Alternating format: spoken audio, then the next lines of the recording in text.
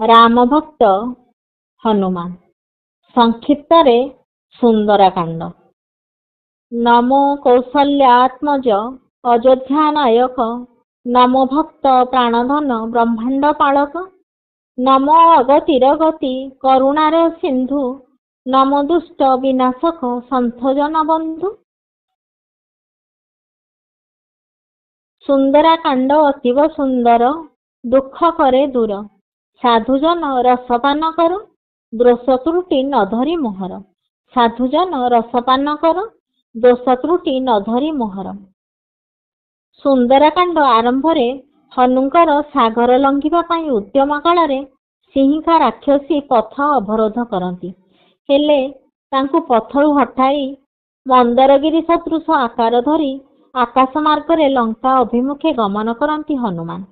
तापरे नागमाता सुरसा राक्षसी रूपरे सागर बक्षरे पथ उगाड़ती। क्षुद्र रूप होई हनु सुरसांक गर्भरे प्रवेश करी विशाल काया धारण करी पुनर्बार गर्भरु बाहरी यात्रा करती।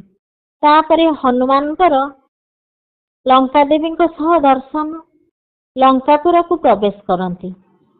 माया रूप तपस्वी शरीर, सुवर्णर चारिद्वार, सुंदर सुशोभित स्वर्ण लंका, द्वारे द्वारपाल, ए सबु भितरे रात्रि आगत।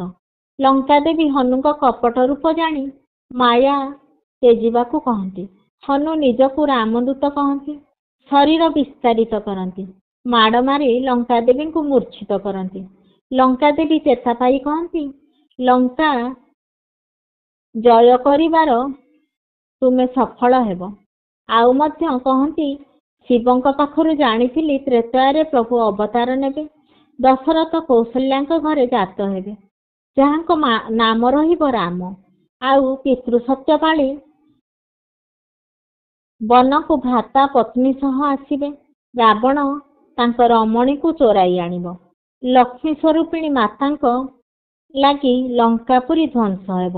आउ तुमे ही प्रभुंकर से कार्य सहायक हेब।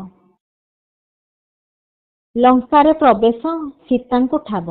पुनर्बार माया रूप धरी सीता को खोजिबार प्रयास। विभीषण सह साक्षात। लंका भितरे गुरु गुरु रावणर राणी अंतपुर सीता को न देखी मनरे क्षोभ। मन व्यस्त विव्रत। धैर्य धरी ठाब करू करू सुंदर अशोक बाटिकार प्रवेश। सिंसपा वृक्षर डाले बसी चतुर्दिग को अवलोकन। से समय राक्षसी मेल माता सीता को दर्शन। माता अग्नि सदृश तेजिया, मुख कांति चंद्रमाठू बड़ी सौंदर्य भरा। नयनरु किंतु झरी जाउथिला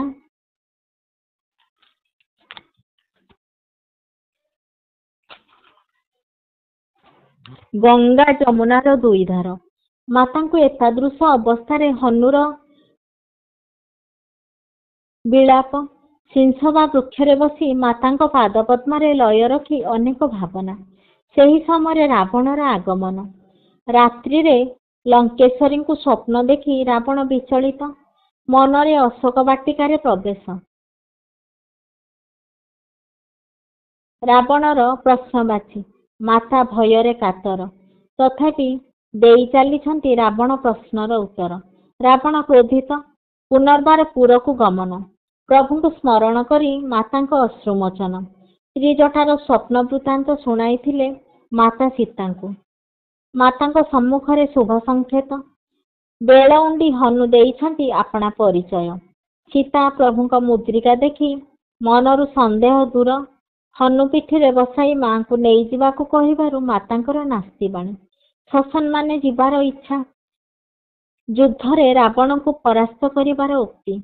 हनुमान को मुखरे प्रभुंक वीरत्व वर्णना।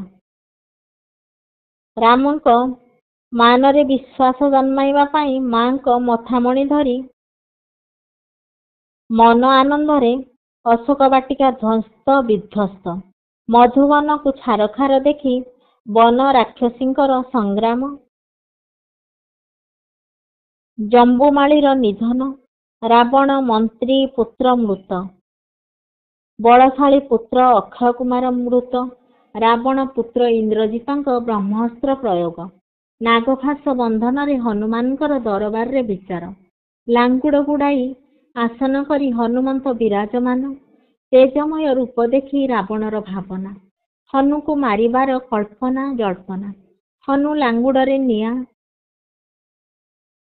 ଲଗେଇ ଦେବାରୁ ଘରୁ ଘର ଡାଳୁ ଡାଳ ଡେଇଁ ସ୍ୱର୍ଣ୍ଣଲଙ୍କା ଧ୍ୱସ୍ତ ବିଧ୍ୱସ୍ତ। ରାବଣ କ୍ରୋଧିତ, ବିଭୀଷଣଙ୍କର ଭାଇଙ୍କୁ ହିତୋପଦେଶ, ଦୂତକୁ ସସମ୍ମାନେ ଛାଡ଼ିଦେବାକୁ ଅନୁରୋଧ। ରାବଣ ଅତ୍ୟାଚାରରେ ହନୁ କ୍ଷୁବ୍ଧ, ପ୍ରଭୁ କରୁଣାରୁ ସର୍ବ ବିପଦ ପାର। ଧନ୍ୟ ଧନ୍ୟ ହନୁମନ୍ତ କେତେ ଶକ୍ତି ତୋର, ଧନ୍ୟ ତୋର ପ୍ରଭୁ ରାମ ଜଗତ ଠାକୁର।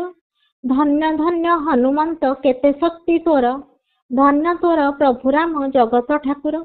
ଲଙ୍କାରୁ ବାହାରି ସିନ୍ଧୁ ପାର, ଗଡ଼ ଜିତି ଆସିଥିବାରୁ ଭାଲୁ ମାଙ୍କଡ଼ ଅସ୍ତବୀରଙ୍କ ପାଖରେ ଲଙ୍କା ଗମନର ବୃତ୍ତାନ୍ତ ବର୍ଣ୍ଣନା। ହନୁମନ୍ତଙ୍କ କଥା ଶୁଣି ପ୍ରଭୁଙ୍କ ସମେତ ସମସ୍ତେ ଆନନ୍ଦିତ, ଭୁରି ଭୁରି ପ୍ରଶଂସା।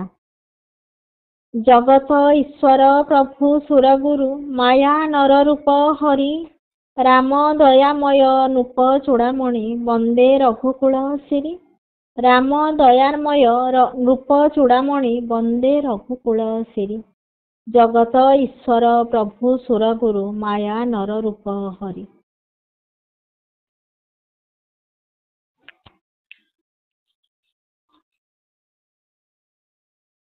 ଏଇଟାରେ ବୁଝିଲୁ କି, ପ୍ରଥମେ ହନୁମାନ ଲଙ୍କାକୁ ଯିବାଟା ଯଦି ଦେଖେଇବୁ ହନୁମାନଙ୍କର ଗୋଟେ ଫଟୋ ଦେଇକିରି, ତାପରେ ଦେଖେଇଦବୁ ମାନେ ଅଶୋକ ବାଟିକାରେ ଯୋଉ ସୀତାଙ୍କୁ ଦର୍ଶନ ହେଲା। ଆଉ ସମୁଦ୍ର ଲଙ୍ଘିବାଟା ପ୍ରଥମେ ଦେଖେଇବୁ, ଅଶୋକ ବାଟିକାରେ ସୀତାଙ୍କୁ ଦର୍ଶନ, ଲଙ୍କାଟା ନିଆଁ ଲଗେଇବାର ଦେଖେଇବୁ, ଆଉ ଶେଷରେ ରାମଙ୍କ ପାଦ ତଳେ ହନୁ ବସିଥିବାର ଦେଖେଇକି 3-4ଟା ଫଟୋ ଯଦି ପାରିବୁ ଦେଇକିରି କରିବୁ, ତାପରେ ତୋ ଆଇଡିଆ ଯାହା ଖଟେଇବୁ ଆଉ। ବୁଝିଲୁ କି, ମତେ ଏତିକି ଦେଖାଯାଇଛି, ତୁ ଶୁଣିଲା ପରେ ଯାହା ଭାବିକି କରିବୁ ଆଉ। ସର୍ଟସ୍ 2ଟା ଛାଡ଼ିଦେବୁ ସକାଳୁ, ଏଇଟା ଯଦି ପାରିଲୁ ସନ୍ଧ୍ୟା ସୁଦ୍ଧା ଛାଡ଼ିଦେଲେ ଭଲ। ହଉ।